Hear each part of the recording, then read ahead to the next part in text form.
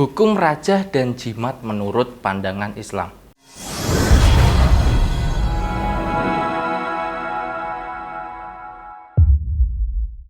Assalamualaikum warahmatullahi wabarakatuh dan salam sejahtera. Baik saudaraku yang dimanapun kalian berada, semoga selalu dirahmati dan diberikan keberkahan oleh Allah Subhanahu wa Ta'ala. Amin amin ya rabbal alamin.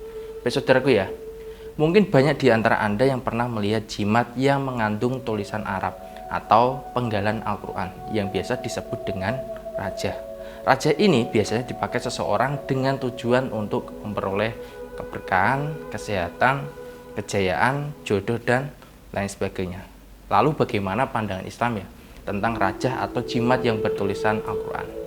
Baik saudaraku yang dirahmati oleh Allah Subhanahu wa Ta'ala, perlu kita ketahui bahwa jimat atau dalam bahasa Arab disebut dengan tamimah, yaitu sesuatu yang digantungkan di leher atau pada selainnya berupa mantra-mantra, kantong berjahit, rajah atau tulang dan lain sebagainya dengan tujuan untuk mendatangkan manfaat atau menolak bala.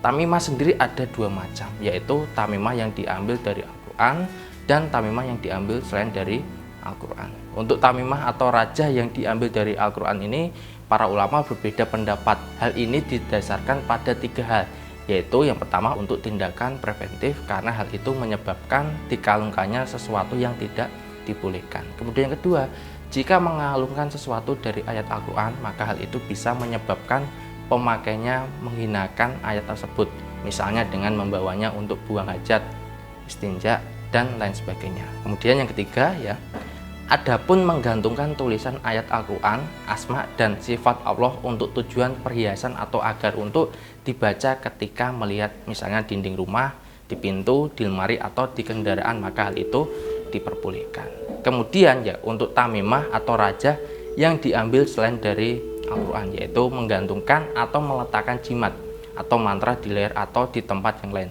dengan meyakini bahwa jimat atau mantra tersebut dapat memberikan manfaat atau menolak bala.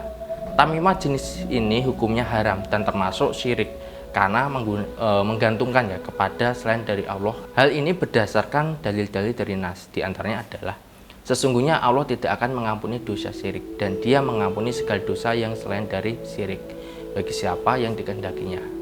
Dan barang siapa yang mempersekutukan Allah, maka sesungguhnya ia telah berbuat dosa yang besar.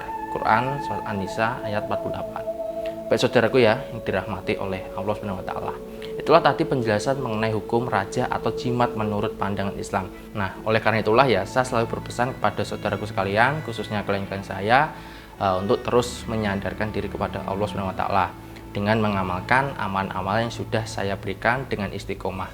Karena segala sesuatunya bisa Anda capai dengan ridho Allah Subhanahu wa Ta'ala. Saya di sini hanyalah sebagai perantara untuk membimbing dan mengarahkan Anda agar bisa mencapai apa yang diharapkan, tentunya di jalan Allah yang mendapatkan ridho dari Allah Subhanahu wa Ta'ala.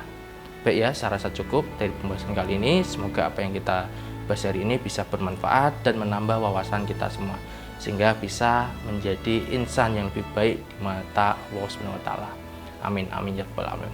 Baik, jika ada yang ingin ditanyakan ataupun butuh konsultasi, silakan bisa langsung menghubungi di kontak yang ada di bawah ini ya.